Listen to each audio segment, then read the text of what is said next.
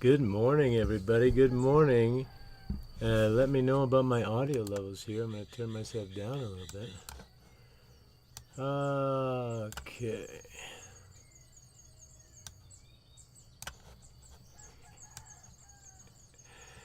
I should try to figure out how to make that invisible. All right. And I'm back. Jim, how you doing, Jim? All right.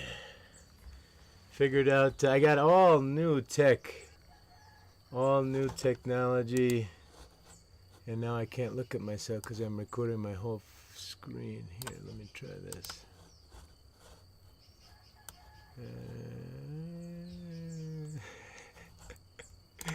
I'm supposed to, I could pop this out, right? Pop out. Yeah. We popped out. Okay, you're popped. Oh boy. There's chat. I got a lot to figure out about this streaming stuff, but I'm really happy. I got the new microphone, and we've got something to unbox today. Oh, the GoPro 12. Yes, this will be exciting. But we got the Yeti mic. And moving that is probably not a good idea while we're recording. Okay, so how the heck? I would like to see myself. Am I here? Okay, I'm here. And then chat is there. And then where's my browser? Oh, this is the browser. There's the chat. Oh, this is getting a little too meta for me. Here we go. Okay.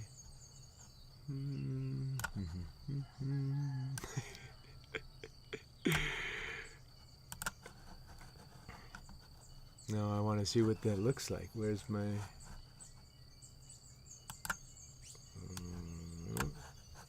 Make your photo bigger. Okay, where's that? I gotta figure this out. Okay. I should be bigger. Yeah.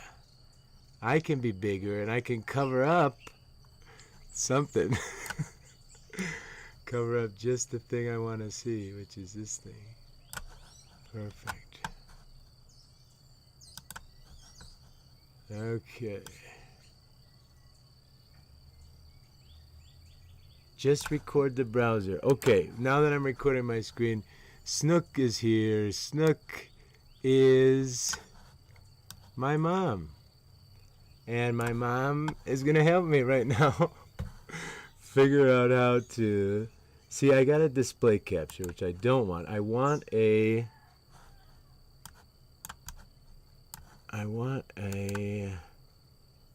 media source.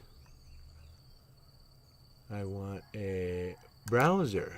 That's what I want. Oh, no. I don't want that.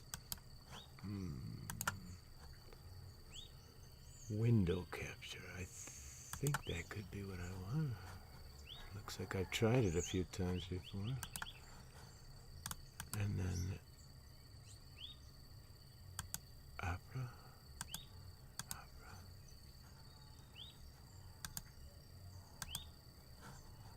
See, I think there's some permissions thing in here. Window. That's what I'm in. Okay, window capture. Yes, that's right where I am. But this thing doesn't want to do it. It's just black. Game capture. What would that be? No.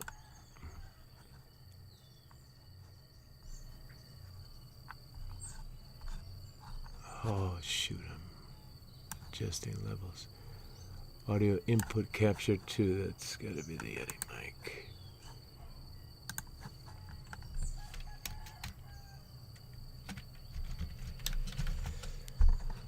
Well, I assure all of you listeners that we are going to get more professional as we go. But for now, I have little to no idea what I'm doing.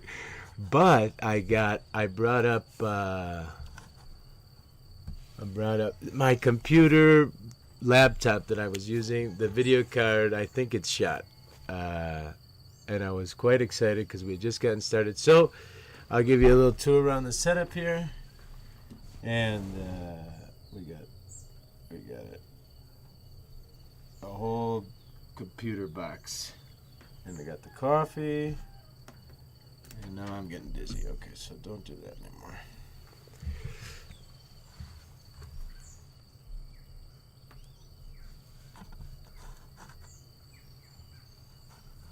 Yeah, so I'll work on this. I'm pretty sure what I can do is I can hide this.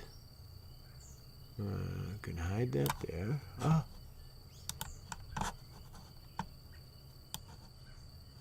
Hide that over there. That's right. That's the answer. More monitors. I agree.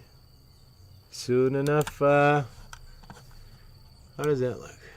No, I want to bring, this should not be here. Get out of here, you.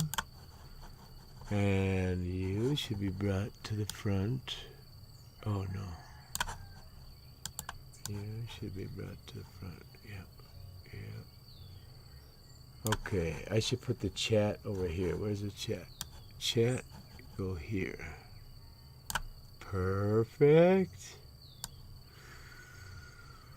Yeah, right there, chat. Okay. And then this thing should be perfect right about here. Right? Oh, shoot. All right, trying the video capture. Let's check it out. Video capture device. What would that be? That's probably the webcam. Yeah, that's the webcam. No, I don't want that. I think there's some permissions. Going on.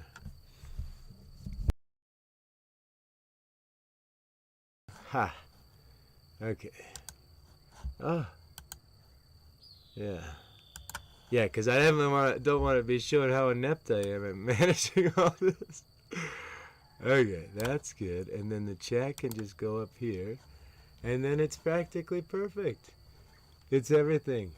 Until I mess up. Okay, fantastic. I'm over here. So I should put myself over here. There we go. And we got...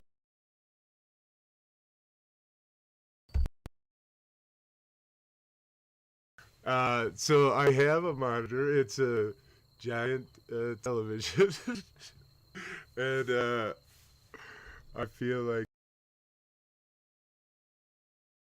in some sort of sci-fi program. But we got this set up. I'm pretty happy about it.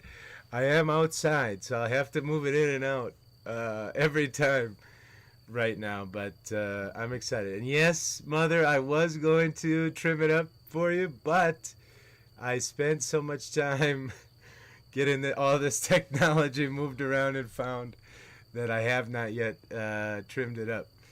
But we're here, and so I'm very excited about it. I want to see my levels. How are my levels doing? That looks pretty good. I think that's the right distance, and I'm at the right volume. Let me know in chat about my volume levels, because I'm a noob at this, guys. I'm a noob. The goal is 1 hour of ASMR before, as we start, so that'll be no talking. That'll be no talking, which I like to do. And don't talk to me, Pete, right now. And so those I can cut out. You see these sunrise stream ASMR nature sounds, Buena Vista. That's what I really like, that product. Now the first video had terrible audio. I'm gonna listen back, but I was able, because this is hardwired now with a big cable into the internet. I can now access the Wi-Fi from my cell phone without being too worried that I'm gonna stop out the stream. Sound is great. Thank you, Snook. So good morning, everybody. Welcome. This was an ASMR stream with no talking. Now we're going to start the radio show. I'm going to drink a little coffee as we get into it. The birds will continue and the natural sounds. We could talk a little bit about what we heard this morning.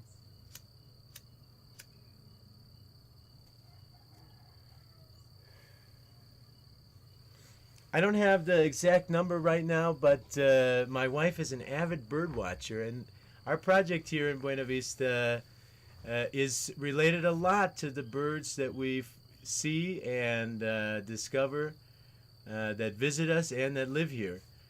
And we have quite a large list of birds that have been observed here and a pretty cool list of birds that just live here and make beautiful songs every morning, but yet every morning's a little different. So this morning I definitely heard a woodpecker, what I suspect to be Melanerpes rubicapilis, I think. And but I will review the audio with the expert, which is my lovely wife Leis Arango. And we also have, and this is where this camera comes in, we could do a little unboxing soon. Our property goes all the way down to, we call it the river, but it's La Quebrada Santa Rosa, which should have some unique sounds. We do hear Nyctodromus, Nyctibius sometimes down there, Chilacoy, and there's some waterfalls, maybe for options to get some audio too. So we have a lot of possibilities for ASMR nature sounds. And as I tuned in this morning on my cell phone, I hide over there and I do my morning routine. I make the coffee, essential. Other morning duties that I have to do, stretch a little bit, a little physical activity. Obviously, I don't spend much time combing my hair, but that'll be easier if I cut it off. And so it's really interesting too, the differences in the weekday and the weekends. It just so happens, and I'm gonna have to check the audio, in the valley somewhere somebody partied all night, so I could kind of hear some music off in the distance, and I wonder if the microphone's picking it up. These Yeti mics are cool. They have several settings. I put it on the environmental setting, and my mom says the sound is great in chat, so we'll review that back. We'll find the best settings. But we have really cool nature sounds, and so once I figure this out more and don't feel like a total noob, I'll be scheduling the streams as well. For now, it's kind of, I just launch them. That could be a confidence issue, though. And as we go, I'll learn more about these species. I know a lot of the species because I've been around my wife and the people that talk about these things, but it's hard to then state with confidence here alone what are the. But my favorite is the mountain oriole, Icterus chrysater, and so I'll put it in here.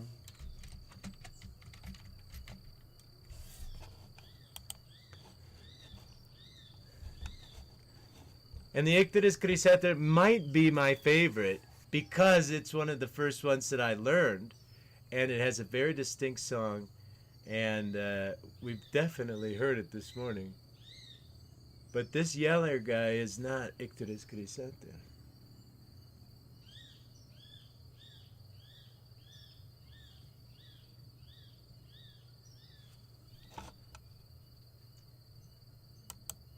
Oh, don't do that. Oh, gosh.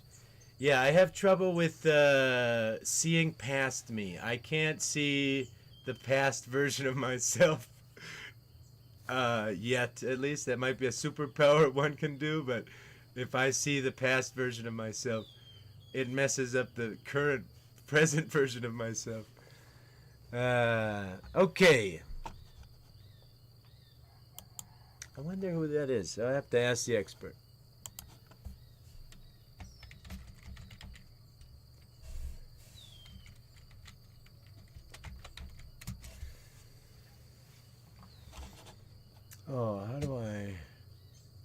need to be smaller. Yeah. Oh, gosh. They target me, guys. I'm being targeted by boobs. Recently, I don't, like, it has never been this bad, but everywhere I go, there are breasts. They're trying to get me to click on them. And, like, this is a news site. Come on, man. Yeah. Okay, so one of the things, I'm just going to scroll down a little bit. One of the things that I thought went well with the first stream is that the reading of the headlines. There was some discussion about which source. I'm open to other sources, but one thing I like about Zero Hedge is they make good headlines, I think. And also, it's the way it's organized is really easy to go through it vertically and quickly read lots of headlines, which is what I like. In private, sometimes I like to go into controversial topics and read the comments, but I don't do that as much as I used to. I definitely am one to think that our information spaces are polluted somehow. I don't know all the mechanisms, but the most important thing is to kind of take everything with a grain of salt and try not to get yourself boxed in.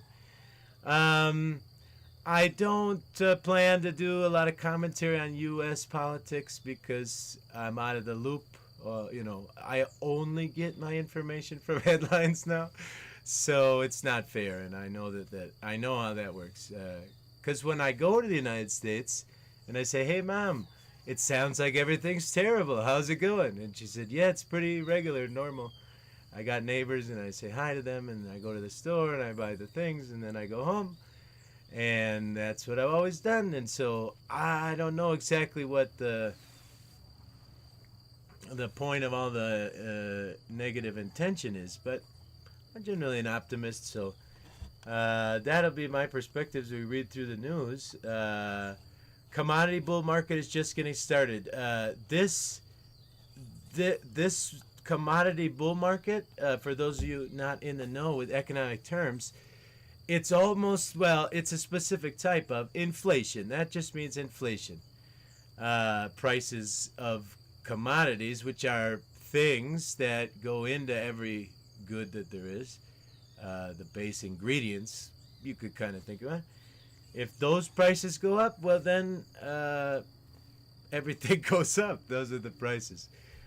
So it looks like this guy, who I have no idea who he is, but he says the prices are going to keep going up. What a prediction. Probably true. Nancy Pelosi says something that bothered someone to some other guy. Whoa. See, this is what I mean. Like, if you know who these people are, that might mean something to you, but, they're politicians. She probably said something that sounds good to somebody and sounds really bad to somebody else. Isn't that the trickiest? Czechs are the world's biggest beer drinkers. See, this is interesting, and I notice, like I would suspect, that the U.S. is taken as a whole country. I wonder if you took people in Milwaukee and compared them to Czech people. A lot of them might be Czech or Polish, but I think this is mostly a regional phenomenon, cultural phenomenon. I mean, some people drink whiskey, some people drink beer, some people drink water, some people drink wine. The euro. This is interesting about currencies. I'm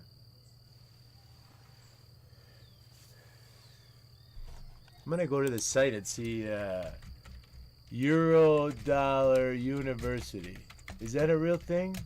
Did I just make this up? Look at this. These guys...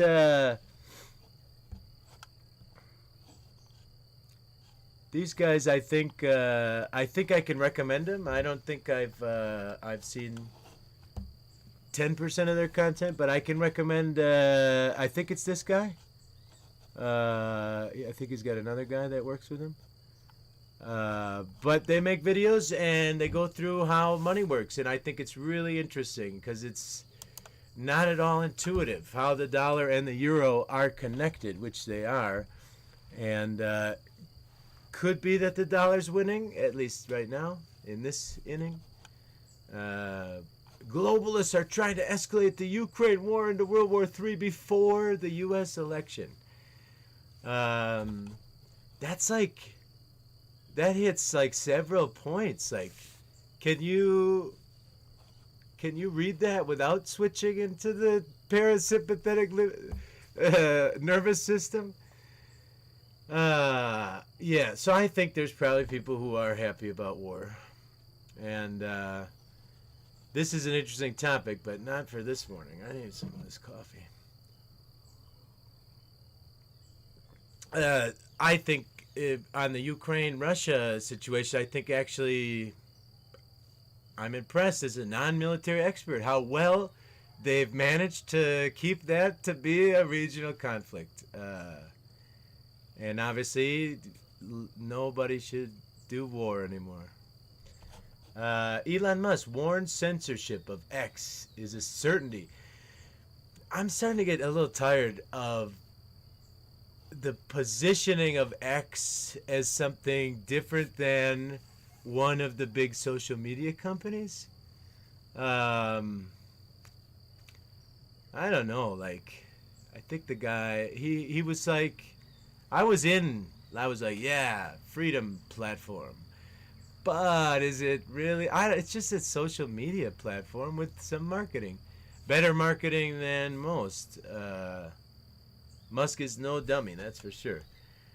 China is expanding its nuclear arsenal faster than any other nation. And if I look at this, can I see that chart bigger? Look at that. So this is the statistics. This is funny, guys. Look at China. Look at China, way down there with 500. They're the risk, right? Oh, shut up, Zero. Look at that. They're the risk. They're expanding fast. It's a rate problem, right? So look at that. They're still going to be down here. Oh, my gosh. They're the fastest expanders. No. Okay, wake me up in 25 years when that might mean something. Where do we go? China. Missouri man arrested for allegedly threatening to kill Trump. Wait, it is politics again. Republicans, police officers. I would just generally say, let's not kill people, and then let's not talk like we're gonna kill people. This looked really good. I don't know what you're talking about. Be more specific, Snook. Military threat. China. We got two right here. China, be afraid. China has gone. It's the same graph. China has 10% of our capabilities, and they're the real threat. They're making more of them. Their rate of change is greater. Good morning, babe. Good morning. I'm here on stream. Yeah. Did you get some coffee? Fantastic. Baby, we got some fantastic bird audio. Yeah, babe, I need your help. We can review it later if you want. Yeah, in vivo, baby, in vivo. We are live, guys, on the farm, Buena Vista Farm. Welcome. I only pinged a couple of friends this morning. These are the early streams. We're figuring it out how to do it, but I'm really into this. We were in a unique place to get the nature ASMR audio, and I think I can handle a radio show. I got a lot of ideas. I like to read the headlines. I've got some other cool things. For example, did you know I have a podcast, or have started a podcast in my life. And I would love to bring on more people once in a while, interview people in different sectors. And I don't know if that would be the same podcast. I did the Deep Web 3 Secrets podcast. And so I don't know if we'll do that. I might do some nature topics too. Oh, did you put it? Did you help me out with that? Snook? How it's skewed. Yes, that's exactly right. I love. So that's the thing. If you got to keep an eye on the news, just looking at the observations with open minds, right? Don't get boxed into a corner. I know the other guy's always scary, but for China in this case, it's definitely a preemptive activity by the United States to get us all scared so that when, they want to do something, they can do it. And they obviously, think about it logically. If nobody's, keeping you accountable, you obviously would want to deal with your adversaries in this condition. You would want to justify however you could, with statistics possibly, that, because the extrapolation of that in decades is problematic if you assume that we're going to be fighting wars with these people. A lot of these things come down to faulty assumptions. It's like the old Malthusian thing. But the faulty assumption is we're going to fight a war with China, so we might as well do it while the numbers are like this, right? But they have to. So I don't necessarily agree. I would love to live in a world where we didn't fight every war. And I think there's an optimistic case for that. I don't think. And, I'll continue to be optimistic, I guess, because that's all that's productive for me to do. It's not productive for me to feel fear for that, and neither it is for you. Don't be afraid. It's just the way the life works. Look at my Discord. Okay, click. Welcome to Discord. Whoa, look at all that. Here, Snook is talking to me. I'm gonna click on Snook. Hey. Oh, great, Snook. This is fantastic. I don't know what I'm supposed to be looking at. But I have some information, it seems, to review. And I'm going back to the head because I saw this one. What the California AI kill switch bill means for decentralized AI. Okay, the AI industry is split over new legislation in California that would implement a sort of emergency stop in AI systems. Okay, this is interesting. Again, AI is another topic that I'm not sure whether I'm supposed to be afraid of it or if I'm supposed to worship it, but whatever the mainstream story is about AI, I think it's unhealthy. AI can currently rearrange words in statistically viable, mostly, presentations. That's it. And with a human operating the AI with human intentions, it can do certain things a lot faster, including trick people. So that's one of the problems. AI is an issue. It can be used by a human to trick people. So in that case, it's just another tool. It's a tool. But the AI itself doesn't want or not want to trick you or to do whatever it is. That's not how it works. But okay, so here we go. This is a valid concern. Computers took over my job. And a tool like AI is likely to displace certain jobs and create others. And so be very aware of that. spinning content is something, and oddly enough, look for things in the legal profession to get really spiced up. But will there be no more lawyers?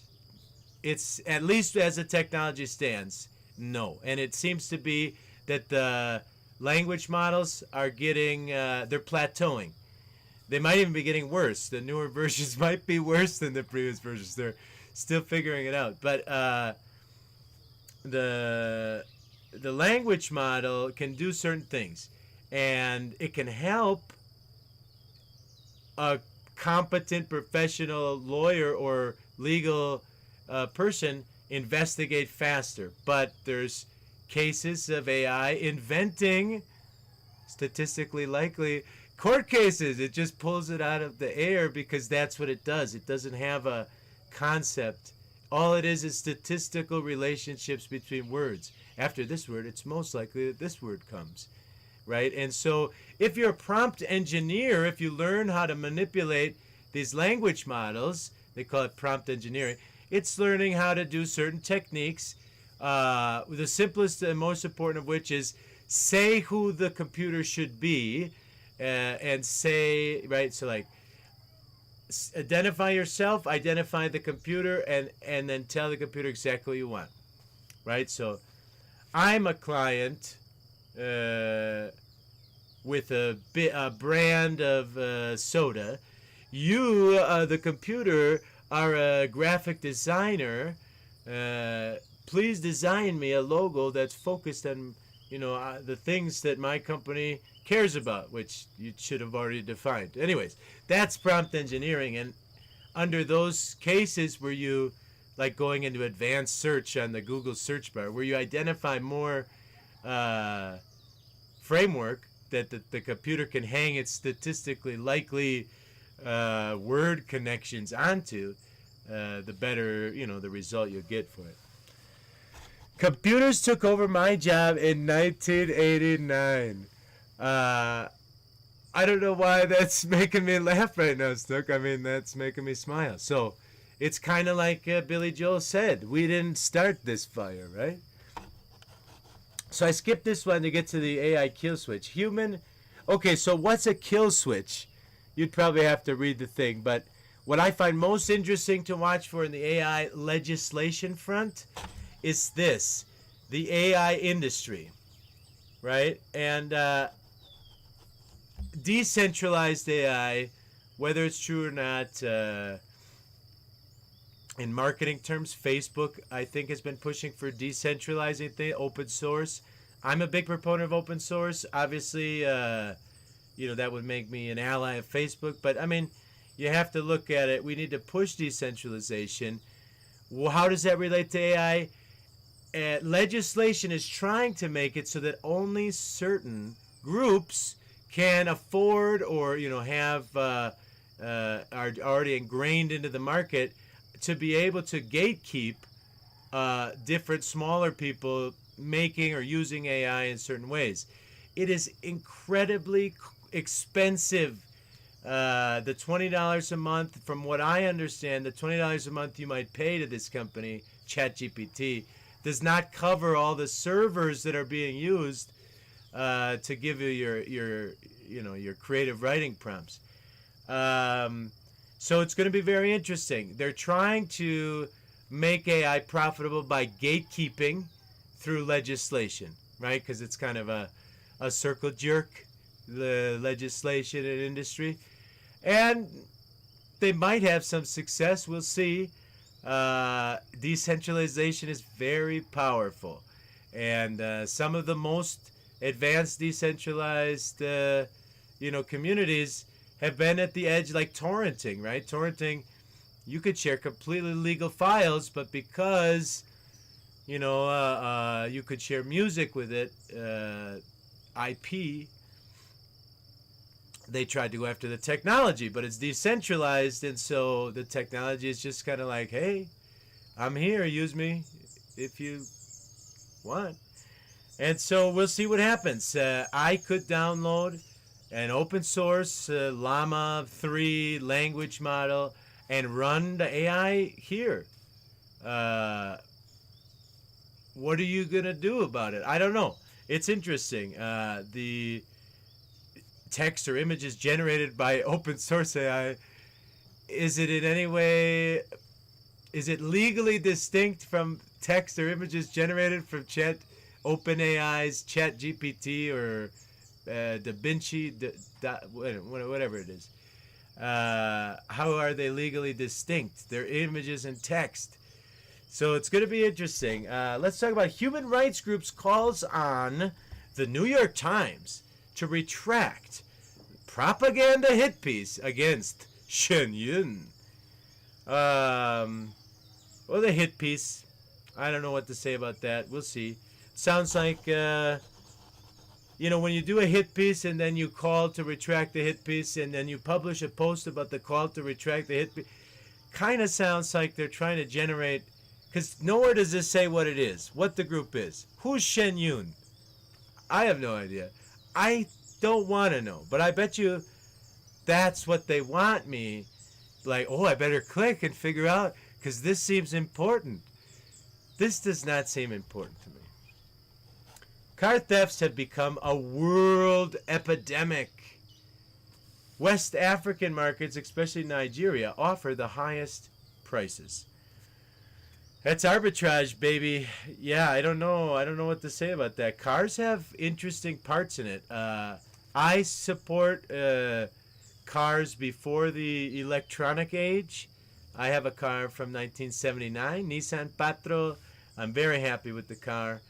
Can you imagine that someone who was never quite very mechanical, but more or less could understand how to use tools and watch other people, older adult males, work on cars or things.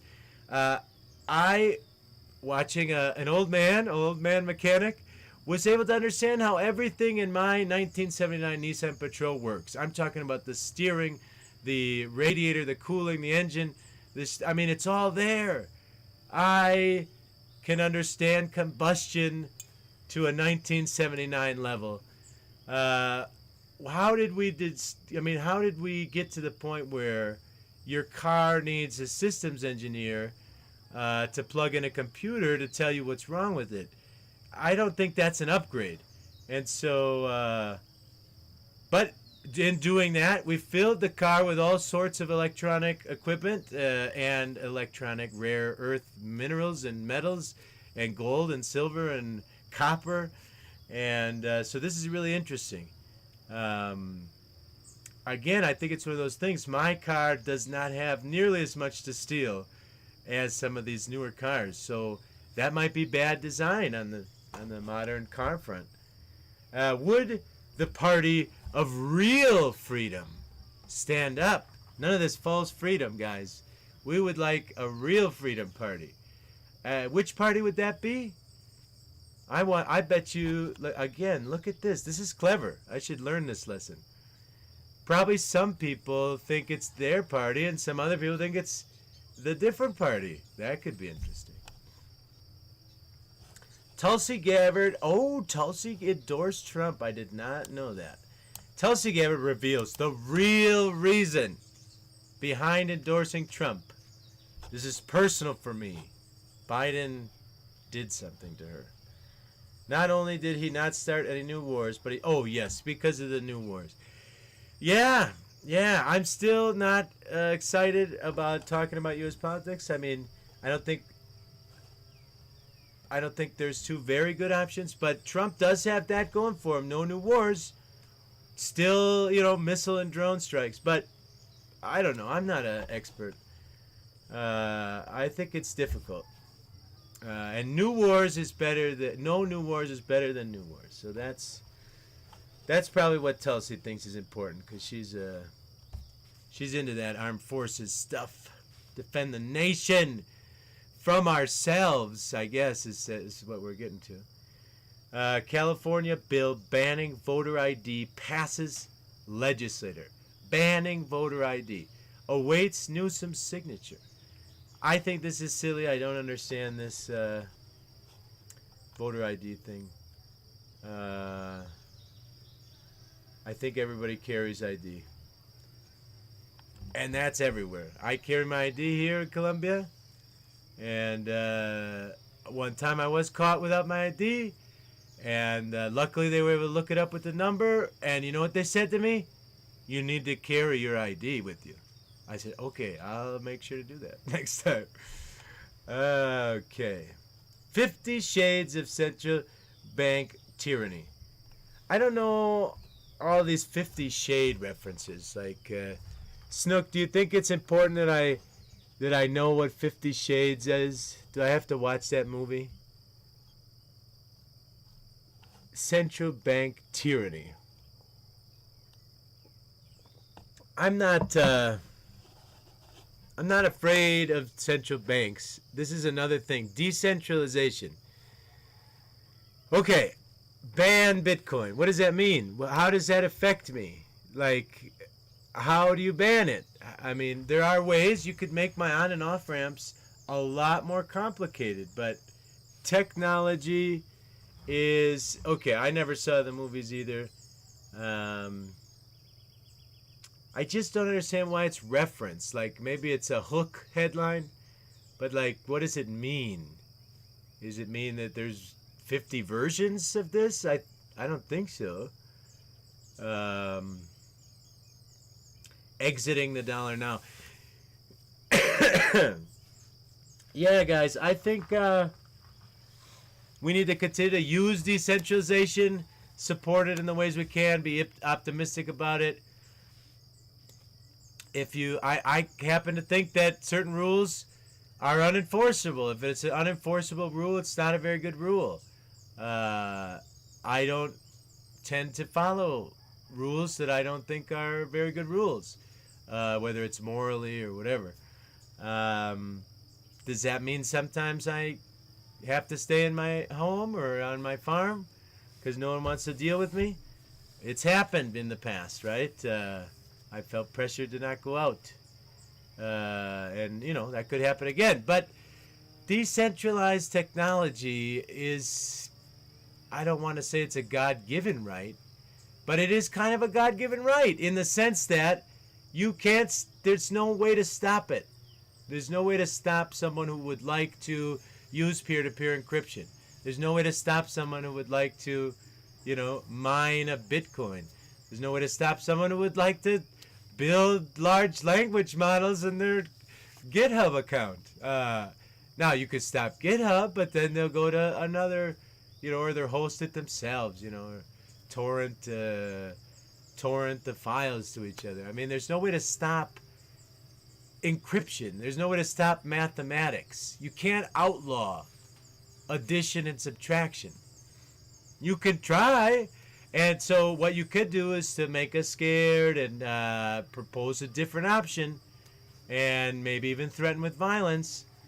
And maybe you don't even need to use the violence. People are just scared because I am a rule follower. I need to follow the rules or they'll punish me. I had a really good thought about this nowadays. This is a few years ago before it was kind of more defined. But why are we declaring, for example, people were thinking they had to declare every movement of their tokens around. Why would you do that? Colombia has a great system where they say crypto's fake. If you're bringing any pesos in or dollars, if you're bringing any actual money in, basically when you sell and you take it out, well, then declare that. But don't tell us all about these fancy tokens. We don't think those are very real or important. So just declare to us when you bring in the money, the dollars, the pesos, tell us about that. And that is the easiest way to account for these things. And if everybody had not tried to be such a rule follower, like maybe, I don't know the best practice, it's probably reporting every single transaction to the IRS. No, that's a terrible idea. The best practice should be and should have been and will be to just report the dollar transactions. Did you sell some crypto?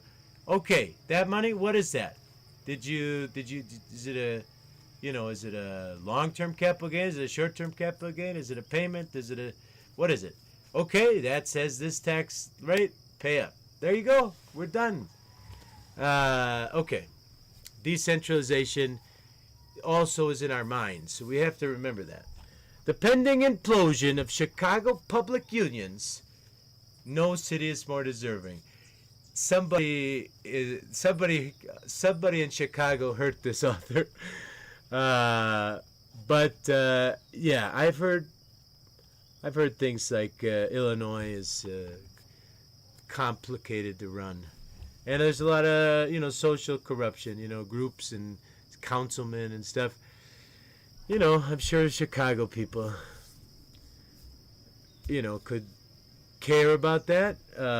It's sad to see that situation, but civic renovation is possible only by the citizens of Chicago. Here's why Democrats want to censor Grok AI's images. See, so now Elon has Twitter, and Twitter has Grok, so Elon's back in the AI business, so he can say that his AI is better than other people's AI, and it certainly might be for certain things. But look at this hook. They want to censor me, says Elon. This is marketing. South China Sea flashpoint. This is really interesting if you guys have heard about these sea lanes. Philippines accuses China of intentionally ramming Coast Guard vessel. This is serious stuff between China and Vietnam, China, the Philippines, China and Japan, and I think there's another one with the shoals. But there's a couple of different spots in the sea. China feels hemmed in, and if you ever want to look, maybe we should just look at the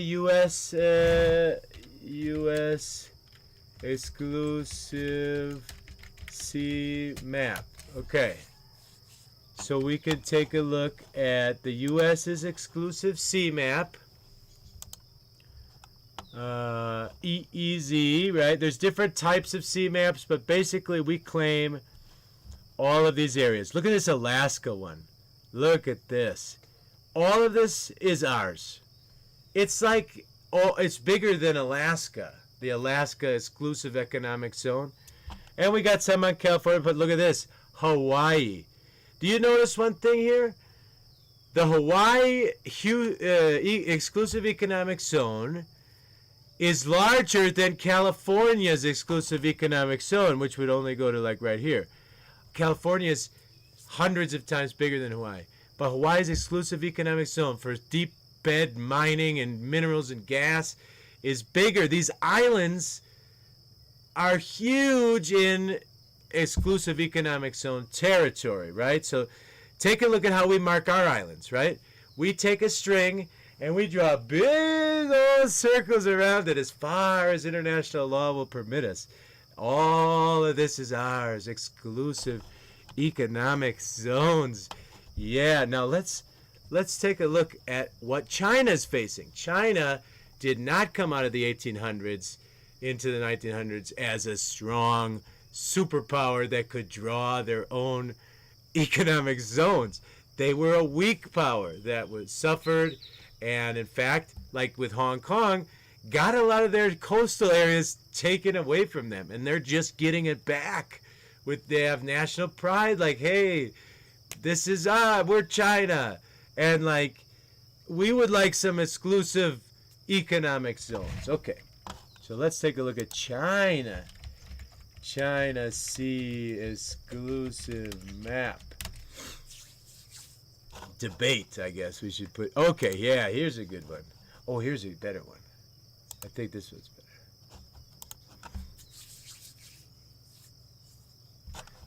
Territorial claims maps. Oh, but I want the one that shows the comparisons. Can I zoom in here? Wikipedia. You let me zoom in.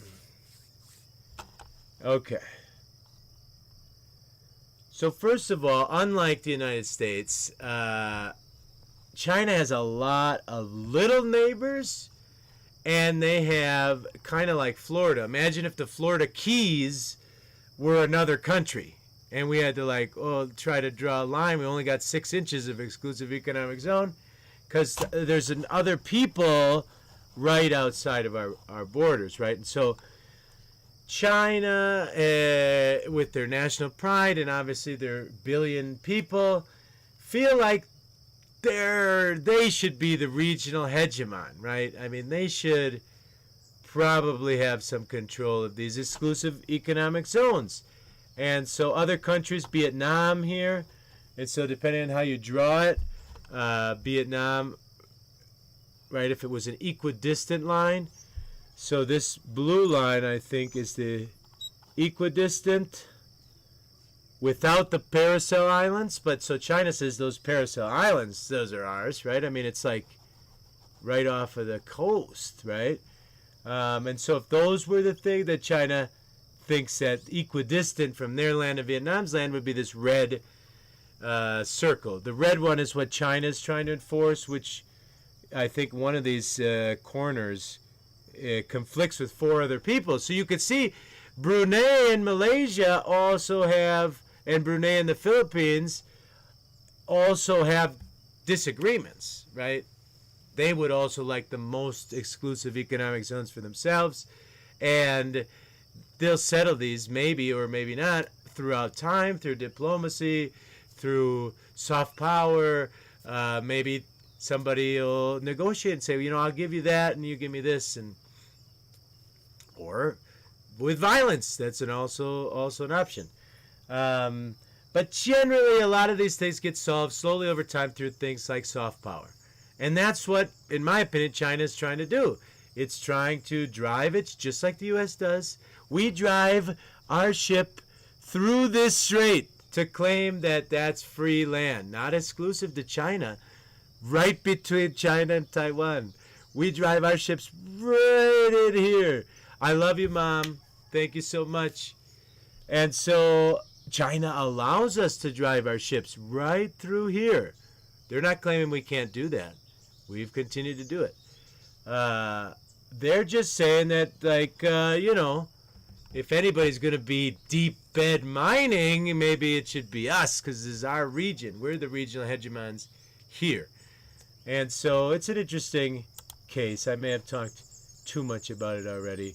Close all these. And wind farms, offshore Trojan horses. I don't know what that means. I do think I understand that wind farms are now quite viable with the whatever subsidies they have. So now, right, this one, about 40% is the subsidies, according to this article. So we'll probably get more of them, more subsidies, or more wind farms while there are subsidies. And guys, I'm going to take a quick break. I need to use the bathroom. And so I'll be right back. I'll leave you with Cyrili. I'm not sure what.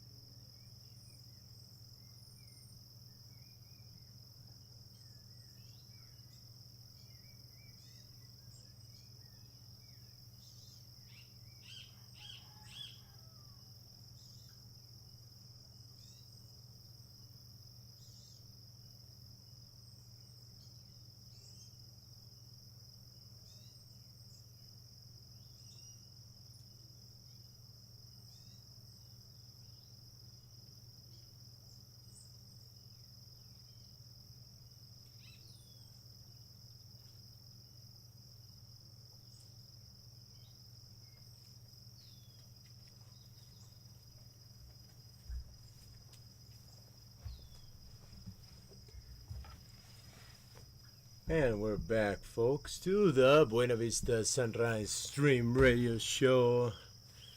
Welcome back. Another thing I wanted to do. Where are my view? I wanted to.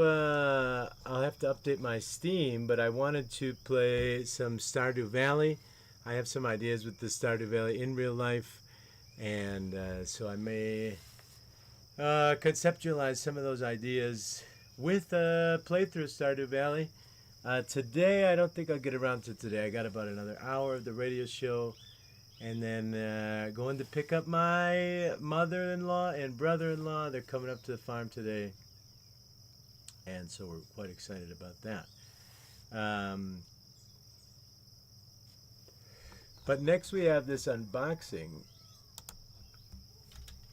GoPro 12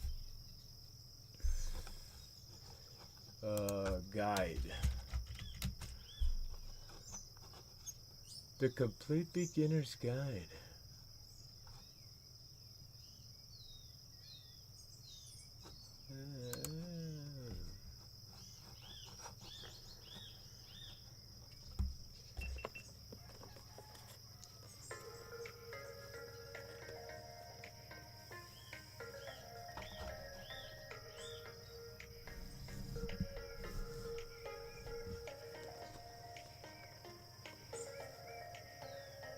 What's in the box?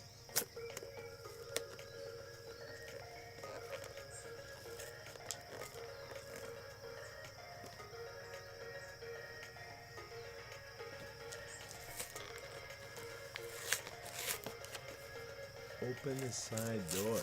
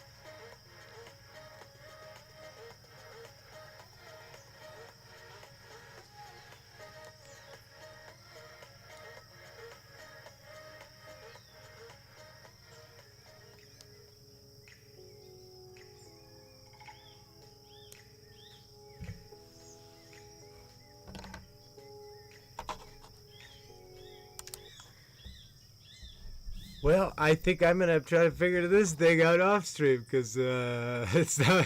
This video is not helping me while I'm on the stream. Okay, but we got it. It's got paper all over it. It tells me in multiple places. Battery. It's a battery. It tells me in multiple places that I need to update the camera. So I don't know that that necessarily means that it's. I have bought an unupdated camera, but I suppose they want to figure out where I'm at. Okay, so then Where's the recommendation here? Tutorials. How do I find my videos for later? I don't know. Go back to YouTube. I'm figuring you out, YouTube.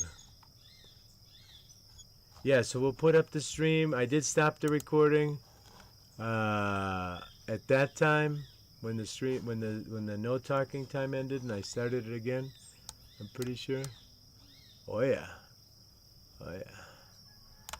Perfect. Okay, where was the video I wanted to watch? There's Bob. Bob put up an interview with Freedom. All right. Bob came and visited me, actually. Yeah, this is not going to work. Where are you? Where are my recommended videos? They always come up on mobile. Do it again. Do it again. New to you. No, do the ones I saved. YouTube. Maybe it's a browser. Swale. Actually, this is, I think, one that I... Oh, yeah. Oh. That 30 minutes is too much. Ooh, but this looks good. This looks good. Let's watch that later. Save to watch later. And then, can I click? No. No.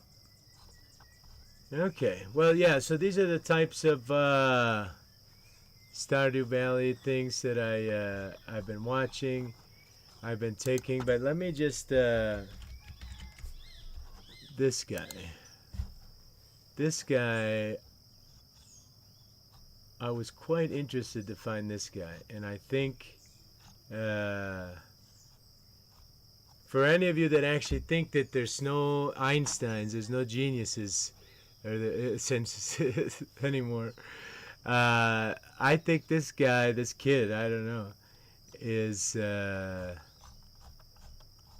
incredibly smart and way ahead of where I think like the permaculture people.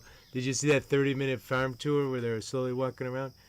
I think we got to turn this ecological stuff into a video game, and we got to take hints from the video game community, which has millions and millions of people that are interested in watching. People do interesting challenges, right? Interesting challenges. Well, that's exactly what we do with farming. We do interesting challenges. Every farm is a unique challenge and has many, many challenges along the way.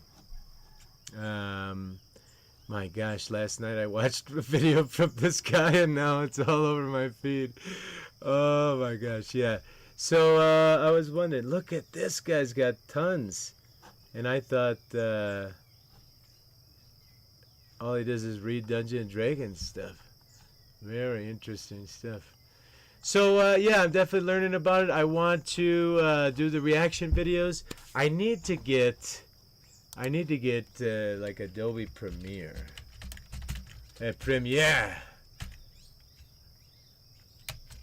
Adobe Premiere. I think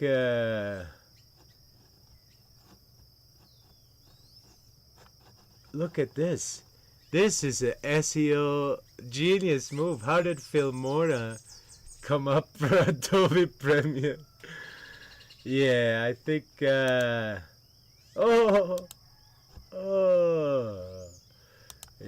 I think I'm gonna look for I'm gonna figure this out. What editing software do YouTubers use? Oh, excellent. Yeah, so I'm gonna be looking at that. My wife has started to use CapCut, and we have a lot of material in Spanish as well. I have to figure out how to implement that, but bringing all these computer and monitor up is very helpful. And so we're just getting started on our adventure. Let's see, what does this say? Excellent connection. And I may be all by myself right now. Yep, just us. Just us. We popped out the chat. Okay, get out of here. Fantastic. So I will look into that. And let's take a look at Ants Canada. This is Orcadia, my 1,300-gallon rainforest canopy vivarium, a replica of the upper tree layer of a rainforest, and it's actually connected to another giant vivarium on the lower floor below, called Pandora, the rainforest floor. Together, the tanks house a tropical community of plants, fungi, and a team of creatures who all call this rainforest home. A massive and beautifully balanced ecosystem within glass. What's cool is, even after 9 months since its construction, I still discover new and surprising species living in our slice of jungle that I hadn't noticed before, that snuck in with the plants and decor. But last week, I discovered a species in one of the tanks that was not a happy surprise.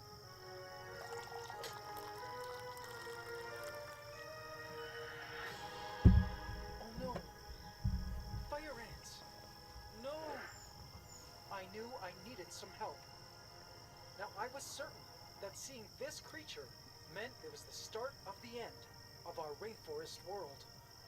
But after further inspection by scientists, it turned out there was a whole lot more to this supposed apocalyptic beast than I ever imagined. Wait till you guys hear about it. Welcome to my Ecosystem Vivarium series, here on the Ants Canada Ant Channel.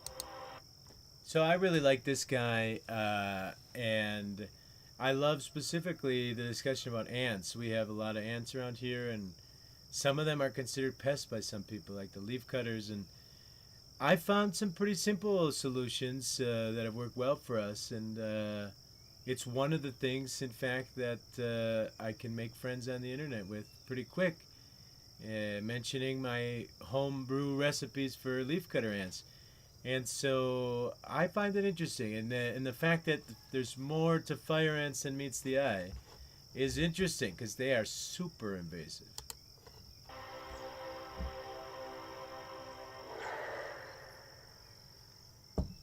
Subscribe to my channel and hit the bell icon. Welcome to the AC fam. Enjoy. On a nearby ant volcanic island called Volcania, the Crimson Knights, my ravenous 1.5-year-old colony of fire ants, was busy dissecting flesh from their raw chicken foot. The fire ants came pouring in from their mountain home, prepared to rip mandible-sized chunks from the chicken to take home for further consumption. Now, as much as I love keeping fire ants, they are not a species I would recommend to keep as a pet, as they can be a nightmare to care for. Mostly because they eat a lot, the colonies grow so big, so quickly. They're aggressive, and their stings really hurt. And they're always looking for ways to escape their setup. Their bite does hurt quite a bit. Through most adhesives, rubber, and some plastics, and can escape your average ant farm. So I find the best way to keep the species is in open setups like this, surrounded by water, with a slippery barrier along the edges, which must be replaced every few months. In light of all this, it's truly no surprise to me that fire ants have become one of the world's most formidable invasive species throughout the world, having disrupted ecosystems worldwide, where they kill and displace native ant species, disrupt ecological relationships, and kill off a ton of creatures sharing their space. I know it sounds like I hate them, but they do have a special place in my heart when contained and controlled. But a few months ago, these fire ants launched a surprise operation to push back against my control over them when this happened. The Crimson Knights launched a nuptial flight, a swarm of virgin queens and males flying all over my ant room, hoping to mate and start a new generation of fire ants. I never thought they would have a mating flight indoors because I was controlling the colony's protein intake. And these larger reproductive ants are very protein expensive for the colony to produce. But I guess they still had enough to manufacture these queens and males. I was able to control the mating swarm by shutting off all the lights in the ant room adding a spotlight over Vulcania so they could fly to it and fall back into the setup, and vacuuming the rest. But Orcadia had just been built, and my foolish self left the doors wide open that night, not thinking it would be a problem seeing as I plugged up the glass bridge so nothing could come up from Pandora. But fast forward 3 months later, and here we are. My worst nightmare, spotted in our rainforest. However, there was just one thing. The fire ant looked somewhat off. What I mean is, at first glance, even to someone like myself, who's owned pet fire ants for over a decade, it looked like a fire ant from afar, but up close, it also kinda didn't. I watched the mystery fire ant-like ant pick up a piece of cricket poop and leave to bring it back to its nest somewhere. I meant to follow it to try to locate where in Orcadia it was nesting, but I couldn't find it after this random spotting. But I had to get down to the truth about this ant. The idea of our rainforest being destroyed at the hands of a fire ant colony worried me to no end. So, I took some screenshots of the ant and sent them to my myrmecologist friend, Dr. Dave General, who works for the Museum of Natural History where I live.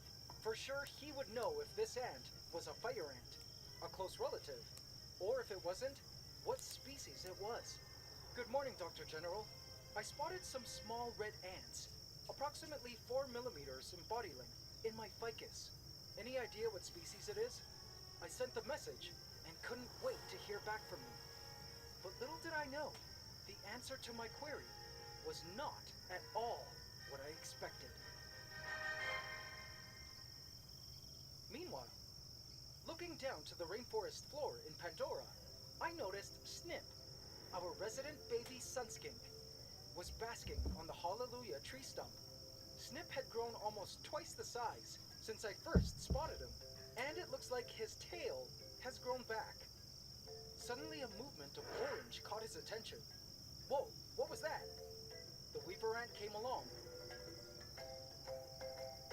but a giant cricket snuck up from behind.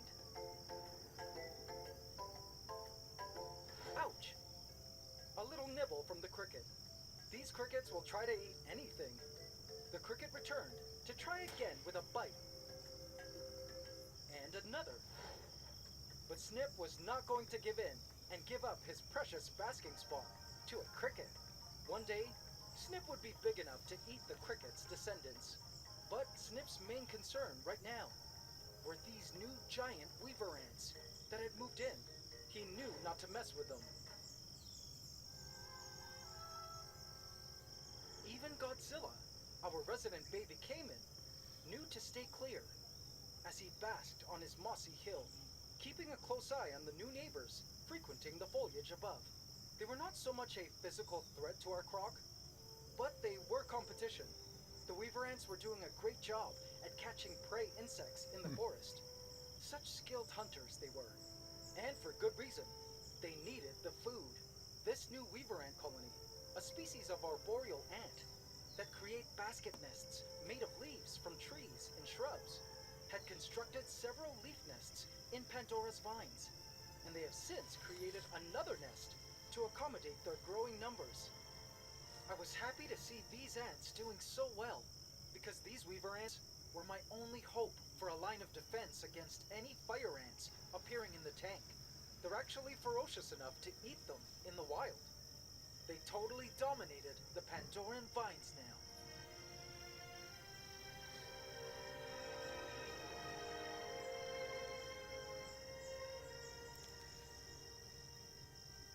The vines were a valuable resource to ants, and there were several species competing for its life-giving offerings. A pair of carpenter ants proceeded cautiously up the vine roots. Stay close. We must move together. It seems the resident golden carpenter ants had become aware of the weavers, who are now also visiting the vines, and were after the same stuff the vines provided. I previously discovered that the vine roots were releasing a tasty fluid for the ants, which I suspect are extra floral nectaries designed to lure ants to the roots. To protect the vines from herbivores, it was a favorite food for the carpenters, and were also attracting the weavers. But that wasn't all the ants were interested in at these vines. A weaver ant stood over its pet mealybug, gently tickling its back. Come on, tickle, tickle, tickle. Come on, I know you want to give it up. Just relax and let it out. This ritual between ant and mealybug was an ancient behavior, millions of years in the making. And this ant here was an expert at this behavior, called honeydew milking. Suddenly, the mealybug lifted its side appendages and gave up a sweet drop of honeydew, which the ant drank happily. The weaver ant continued to hang around the mealybug and periodically tickled it with its antennae to stimulate the mealybug to release its sweet honeydew, which is a byproduct created from digested plant sap. The ant continued to be rewarded for its patience and love for its pet mealybug. Other ants would periodically come by, and it would transfer the collected honeydew from its social stomach to that of the visiting ants, so they could in turn bring the collected honeydew back up the vines to the nest. It's amazing that when looking at mealybugs in relation to the vines, one might consider the relationship a parasitic one, but add a third organism to the mix, ants, and suddenly the relationship is a type of symbiotic mutualism, where all organisms benefit from each other. The mealybugs get sap from the vines and protection from the ants.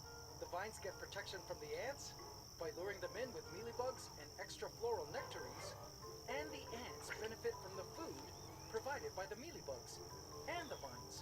Isn't nature just beautifully designed? But not everything in nature is beautiful, for down below, something much more grim was taking place. Olivia, a weaver ant elder, had wandered onto the rainforest floor, where she knew things were much more dangerous. So, this is very interesting to me. Like, he just casually called this ant Olivia. And there's no way he could be sure that this is, the same ant. But the way he anthropomorphizes these ants, I think, is part of the fun. For ants like her. Like Godzilla is a caiman. Like, it's only one caiman, his name's Godzilla. But how can you name an ant? She was weak as she crawled across a dead sister in the dried leaf litter. I noticed fungus was beginning to grow from her exoskeleton, which to me meant she hadn't been keeping up with her hygiene duties and was now suffering the consequences, or her immune system was low due to old age. Either way, she knew her time had come and was now taking it upon herself to go to the community weaver ant graveyard, where dying weavers go to die. A swarm of nomads, named the Nomads, were seen everywhere, taking the dead and dying weavers home to eat. The Nomads were having a literal feast at these dead weavers. I was shocked at the sight and stood wide-eyed at the weaver ant graveyard / nomad buffet. It was hard to watch, knowing that most of these weavers were still actually alive, as I could see them trying to fight back. They would not be dying in peace. The weavers were even dropping their dead from the vines above, and the fish in our pond were joyously relishing the gifts, falling randomly from the skies. Other ants were also taking advantage of the feast. An Asian bullet ant had grabbed a cadaver and took it back home. This Asian bullet ant was dragging an ant that tried to cling onto a leaf to resist. I spotted the location Olivia chose as her final resting place, among other dying sisters, where she was greeted by a team of nomads who were happy to find her. As sad as this was the way of the forest. When one creature dies, the nutrients and stored energy within the dying animal's tissues don't go to waste, as it is used up by other creatures. You had to be quick, as the competition is tough, and speed plus efficiency could mean the difference between survival or starvation. I knew that this was all evidence that our ecosystem was healthy the fact that there was a diverse set of species that were in direct competition, dependent on other species in the forest, and no single species was dominating the resources. I hoped our rainforest would continue on this path, but the feeling that a single invasive species could totally upset this delicate balance within our rainforest hung over me like a dark cloud. And then, I got it.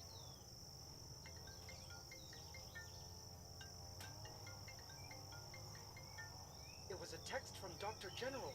What did he have to say about our mystery ant? Hi, AC. Thanks for the fuzzy pictures. Haha. It looks like Wasmannia auropunctata. But to be sure, could you please send a few ants to Perry Buenavente at the National Museum? Thanks. Ah! What? Wasmannia auropunctata? No way! Guys, he was saying the ant looked like it was the notorious little fire ant. A very invasive species, also known as electric ants, whose sting feels like being shocked by electricity. Originally from South America, just like fire ants. According to online sources, little fire ants have become extremely invasive worldwide due to their generalist diet, ability to thrive in a variety of habitats, the fact that they can have multiple queens per colony, and due to their unique cloning abilities, which meant only one colony was enough to spur an entire population within a country. Having a population of little fire ants in a rainforest was just as bad as having fire ants. But one thing stood out to me as peculiar. According to online sources, Wasmannia auropunctata have tiny workers measuring 1 to 1.5 millimeters in body length. The ant I spotted was at least 4 millimeters in length, the size of a full-grown fire ant worker. But, as Dr. General had requested, I had to send a specimen to his partner at their lab in the museum to verify the true identity of this mysterious red ant. My ultimate task now was to find an ant first and catch it so it could be officially identified. I needed to know if it was indeed an invasive species. The fate of our rainforest and all its creatures depended on it. Meanwhile, I couldn't just do nothing. I felt the best way to combat the emergence of any invasives was to strengthen our existing ecosystem. And one way of doing so was to increase and support its biodiversity. And for that, I had more creatures to add. Let's go up to Arcadia. Now, a lot of you mentioned that I haven't been featuring Arcadia much since it was built. And you're right. The reason for this is because not a lot is going on up here yet, compared to Pandora, which has a much more established community of life, seeing as it was constructed months before Arcadia was. And because Arcadia was still young and lacks a proper soil layer up here, it will take a bit longer for a community to develop. It's happening, just slowly. For now, there are a lot of crickets breeding up here in the trees, tree frogs sleeping in the foliage, and roaches. The weavers, of course, were also frequenting the canopy, and they've even built a new leaf nest up here too, right by the fog, where they can stay nice and humid. The black carpenter ants, which were moved in here since the start, have finally, after several long weeks, moved out of their AC hybrid nest mini and somewhere into our canopy, which was great. I did see a pile of sawdust on the glass, so I tried to locate if they managed to bore a hole into one of the banyan branches, but I couldn't spot where their hole was. But I did spot a couple workers foraging, which was awesome. I think the black carpenter ants will do just fine in our rainforest. But guys, I've got more creatures to add into our canopy to support our forest's biodiversity and thus ecosystem up here in Arcadia. And I know you guys will love these new additions.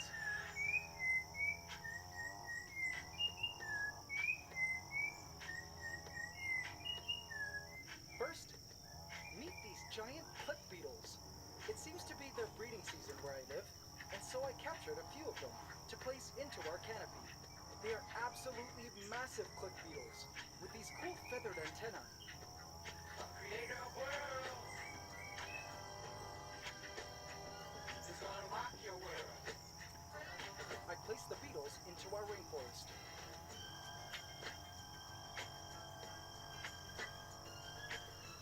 first they played dead, but slowly they woke up and began to crawl away.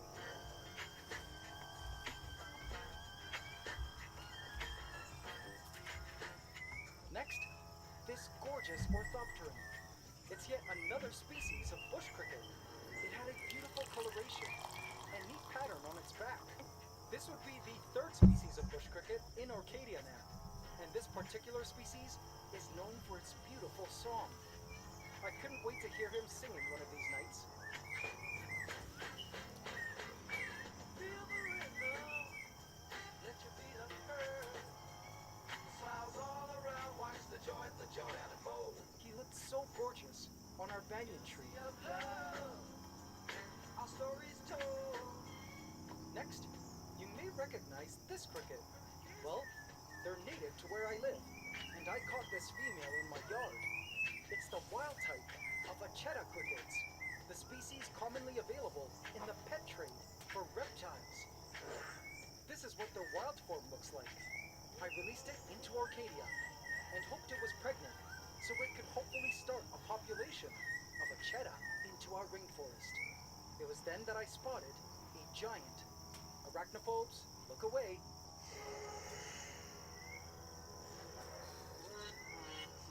My. Well, who do we have here?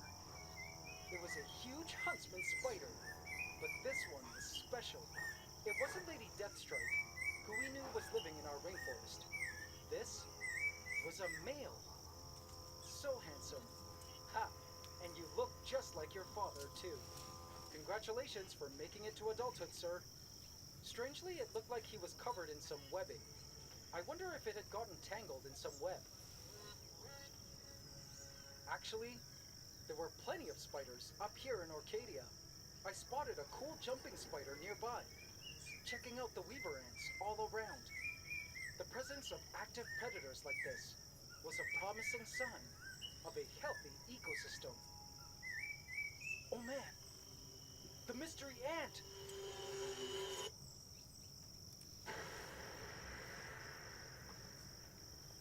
I looked at our culprit within the vial. It couldn't keep still as it tried to look for an escape, so I added a drop of honey in order to get a better look at it. Will you look at you? What a cute specimen. Looking at it now as it drank from the honey, I was certain this wasn't a fire ant. It kinda reminded me of one of the first species of ants I ever kept while still living in Canada, known as Myrmica rubra, also known as the European fire ant, which is also invasive. The shape of its body also kind of looked like a type of Tetramorium, the same genus as our dwarf ants, as well as another popular North American ant I used to keep, called pavement ants, most known for the massive ant wars they have along sidewalks in the summer. I know you Americans and Canadians know exactly what I'm talking about. Could you be a little fire ant? My instincts still told me it was something else, but whatever it was, we would soon be finding out once Dr. General and his partner Perry analyze it. I felt a bit sad because I knew this innocent ant would need to be killed in order to be properly mounted prior to being examined under a microscope for identification. I'm sorry, little one, but you will have to give up your life today for science and to save my rainforest. At least it would be dying with a full stomach. I sent it off to the museum and hoped for some promising news. Meanwhile, I sent newer, clearer photos of the specimen to Dr. General. And to my surprise, he said that sadly, the ant still looked like Wasmannia auropunctata. But we both knew the final verdict would come down to the moment that they could see the ant in person at the lab.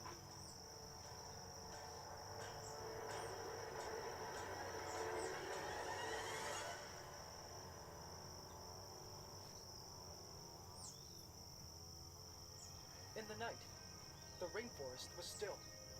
It was a training session with Godzilla, who was waiting patiently in the pond for the goods.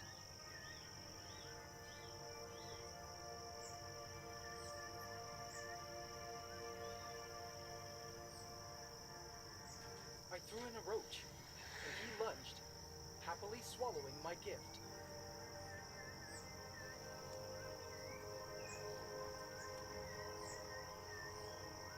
He was beginning to see me as the friend with the roaches, which was a good thing, especially as he gets older. All the roaches emerge to party and feed at this time. The isopods also came out of hiding. I spotted one of our canopy crabs emerging to begin its nightly search for edibles along the forest floor. I spotted a cute beetle on the glass. Yet another one of those species I never knew was living in our rainforest, introduced by way of the plants or decor. Underground, I spotted a mass of baby centipedes, huddled in a ball, protected by their mother. It's just crazy to think about how much life was propagating in our rainforest without me knowing. It made me think about how much is actually going on outside in the wild, below our feet, and around us, that we aren't able to witness and see. It made me so grateful to have embarked on this crazy journey of discovery that came with this whole biological project of our majestic slice of rainforest in glass. I feel the amount of knowledge we've been able to acquire, the scenes we've been able to witness, and the insight we've gotten into the secrets of Mother Nature could not have been achieved had we attempted to film all of this stuff in the wild. Pandora and Orcadia had both shed an invaluable amount of insight on the ways of the natural world, and I felt so grateful in this moment. It pained me to think that a single species might be responsible for this whole project, our rainforest ecosystem, to fall apart. I mean, if an invasive species did proliferate here, leading to the dying out of multiple species and the collapse of the ecosystem, I wondered what I would do next. Where would I go from here? If I had to terminate this project, into which I was already so deep into, how do I even go back to learning about nature in any other way? Keeping animals in naturalistic Bavaria has brought about a whole new dimension of learning. Being able to have the unique opportunity to learn about our organisms in the full context in which they exist in nature was like understanding how a single gear piece works by looking at its place within the whole machine within which it operates. I still had so many plans ahead for additional Bavaria so we could continue to learn more. I couldn't have this project end here. Not this soon. There was still so much more I wanted to learn. Oh, he's gonna make us wait till next week. He's gonna make us wait till next week to get the doctor's report. This is such a cool project. His vivarium. Vivarium.